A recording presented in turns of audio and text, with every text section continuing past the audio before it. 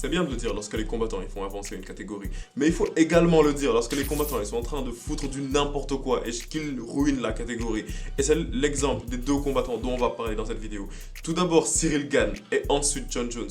Donc Cyril Gane, c'est le problème le plus petit, genre pour être honnête, comparé à celui de Jon Jones. Mais Cyril Gane, il est en train quand même néanmoins de poser un très gros problème dans cette catégorie heavyweight. Parce que Cyril Gane, genre, il a littéralement un comportement d'enfant gâté si on regarde, et on reste honnête pendant 2 secondes. Donc, si tu regardes un petit peu ce qui se passe dans la catégorie heavyweight à l'heure actuelle dans l'UFC, que tu ne te fais juste pas trop emporter par tous les trucs avec Jon Jones, mais tu te concentres un petit peu plus sur ce qui est en train de se passer avec Cyril Gane et les autres combattants, tu vas te rendre compte que Cyril Gane, tu peux littéralement le voir comme un enfant gâté. Et ça, c'est pas simplement moi qui le pense, mais il y a plein de combattants de l'UFC qui le pensent, un peu comme Aspinall ou Curtis Blades. Et la raison pour laquelle ils pensent ça, c'est simplement parce que Cyril Gane, il veut simplement combattre des champions. Et ce n'est juste pas logique, ce n'est pas normal. Genre que Cyril Gane, genre, après juste une victoire contre Spivak, genre qu'automatiquement il soit projeté à un title shot contre Thomas Spinal. Spivak qui est classé numéro 8. C'est juste pas logique que tu battes Spivak et automatiquement tu affrontes Aspinal. Et un autre problème par rapport à ça, c'est que afin de prouver à quel point genre Cyril Gane il refuse d'affronter les combattants qui ne sont pas les champions, tu peux te rendre compte que Aspinal, lorsqu'il n'était pas champion, Cyril Gane ne voulait pas l'affronter, tu vois. Et maintenant, comme par hasard, dès que Aspinal devient champion, Cyril Gane est d'un coup intéressé par le fait d'affronter Thomas Spinal. Je trouve pas ça bizarre. Et en plus, je me rends compte que l'UFC, ils sont simplement en train de créer un cercle par rapport à Cyril Gane. Et ce cercle, il est juste pas logique, tu vois. Parce qu'en mode, Cyril Gane, ils vont organiser un UFC Paris. Ou dans ce UFC Paris, ils vont donner Cyril Gane à un heavyweight lourd, genre lourd physiquement, tu vois.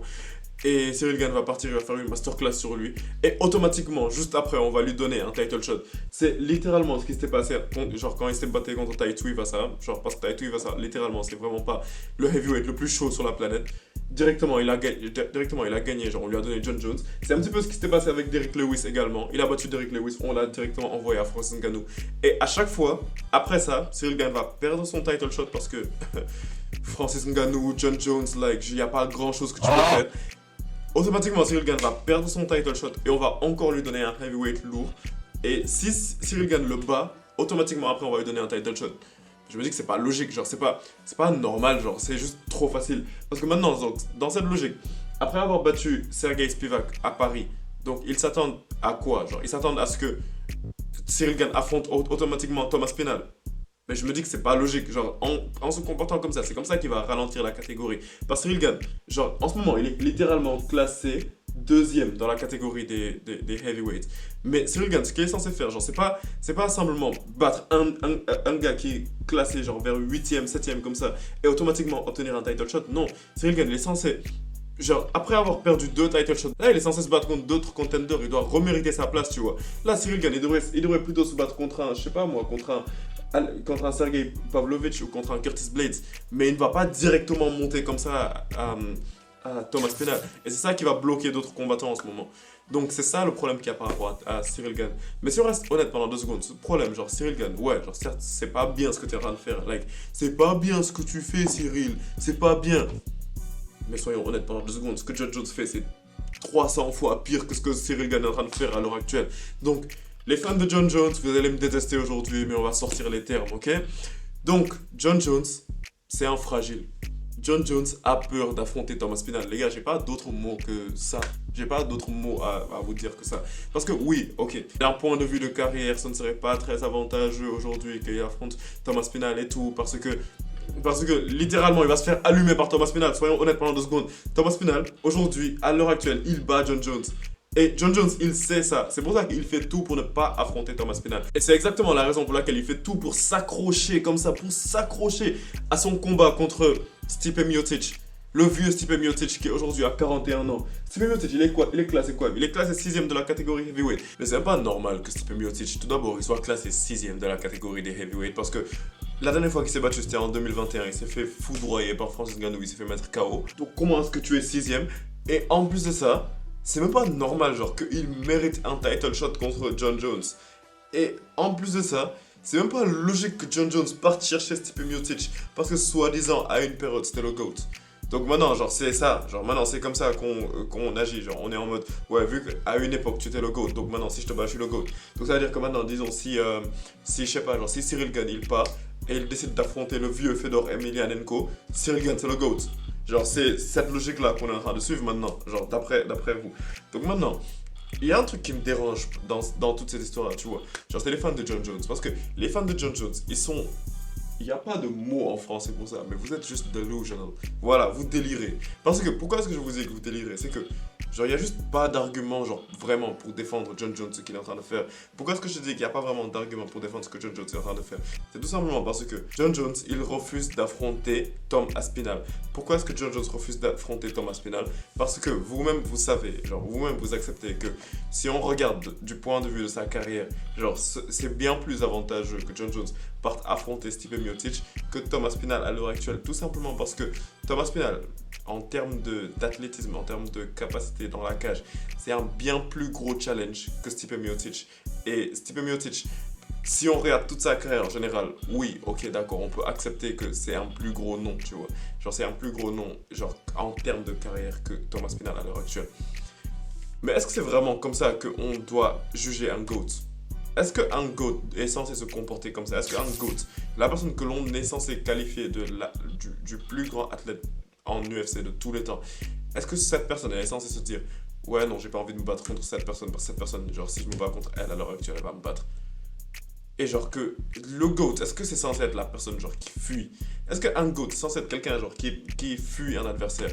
Je crois pas. Demande à Max Holloway. If you're going to be the number one pound for pound guy in the world, you should be willing to fight everyone and anyone. Et John Jones, c'est ça votre GOAT. Littéralement, c'est ça votre GOAT. Quelqu'un genre qui fuit, la personne qui mérite le plus le combat en ce moment. Genre c'est ça votre GOAT en ce moment. Ah, moi franchement les gars, genre il y a un moment j'étais team John Jones, mais là je suis littéralement en train de switcher. Team GSP, tous derrière GSP, let's go. Non mais franchement genre, ça c'est littéralement le problème que j'ai avec John Jones en ce moment et le problème que j'ai avec les fans de John Jones. Et un autre truc qui fait que John Jones est en train de ruiner son héritage en ce moment, c'est le fait qu'il part toujours sur Twitter, après il essaie toujours d'entrer dans des bifs bizarres avec tout le monde et n'importe qui. Récemment, la dernière fois, tu sais, Islam Makhachev c'est le pound for pound numéro 1. Après, John Jones, il vient, après, il sort une polémique en mode ouais, non, Islam, il a battu qui pour être pound for pound numéro 1? Genre, c'est moi qui suis censé être pound for pound numéro 1. John Jones, excuse-moi, genre, depuis 2020, genre, tu t'es battu quoi? Tu t'es battu 2 fois depuis 2020. Islam Makhachev, il a aligné combien de combats depuis 2020? Non, franchement, John Jones, je peux juste pas le voir en ce moment. Comme, en tout cas, pas à l'heure actuelle. Peut-être ça va changer, genre, quand il va prendre sa retraite et tout. Et ça va peut-être changer de la façon dont il va terminer sa carrière. Mais à l'heure actuelle, je peux juste pas le voir comme un GOAT. Et comme le GOAT, je veux dire. Et le seul truc que j'espère en ce moment, c'est juste que il accepte finalement de prendre un combat contre Thomas Aspinall et que Thomas Aspinall l'annihile, que Thomas Aspinall le détruise comme il est censé le détruire, tu vois. Il y a un autre truc qui prouve à quel point John Jones, il a peur de Thomas Aspinall. C'est qu'on en est arrivé au point où John Jones, il est parti sur Twitter pour essayer de faire de la promotion pour un potentiel combat entre lui et Alex Pereira. Mais les gars, est-ce que selon vous, genre ça c'est un comportement de GOAT, il vient après, il est en mode ouais, non, en fait, Thomas Aspinall, il n'y a que les fans qui viennent d'Angleterre qui veulent ce combat. Excuse-moi. Genre tous les fans du monde entier, ils te demandent simplement d'affronter Thomas Aspinall. Il n'y a que les gens qui travaillent dans l'UFC qui sont en mode ouais, John Jones devrait affronter Thomas Aspinall. Pourquoi est-ce que les gens qui travaillent dans l'UFC disent ça? Parce que c'est Dana White qui leur demande de dire ça, genre parce qu'ils n'ont pas le choix. Il n'y a pas d'autre choix. Genre, si tu vois tous les médias, tout le monde est d'accord sur le fait que John Jones devrait affronter Thomas Aspinall. John Jones, il part te dire qu'il a envie d'affronter Alex Pereira. Pourquoi? Parce que certes, ça va rapporter du bif. Mais simplement parce que John Jones sait qu'il peut battre Alex Pereira. Et soyons honnêtes pendant 2 secondes. Et dans l'état normal des choses, John Jones bat Alex Pereira. Et ça, c'est pas choquant. Alex Pereira, c'est pas un monstre au sol. Et pour battre John Jones, il faut être un monstre debout et un monstre au sol. Et je vois qu'un seul combattant, genre, qui est un monstre debout et un monstre au sol, c'est Thomas Aspinall. Et John Jones a décidé de le fuir. Mais bon, c'est tout ce que j'avais envie de vous dire par rapport à ce sujet aujourd'hui. Donc, ces deux individus sont vraiment en train de ralentir la catégorie des heavyweights. Et ça me dérange à un point, genre, je peux pas t'expliquer. Mais bon, c'est tout ce dont j'avais envie de te parler aujourd'hui. Donc, laisse-moi savoir ton avis par rapport à cela dans les commentaires. Je suis pressé de te lire. Et juste n'oublie pas de t'abonner à la zone si ce genre de contenu te plaise. Et comme d'habitude, la famille, on se capte pour la prochaine vidéo. Peace out!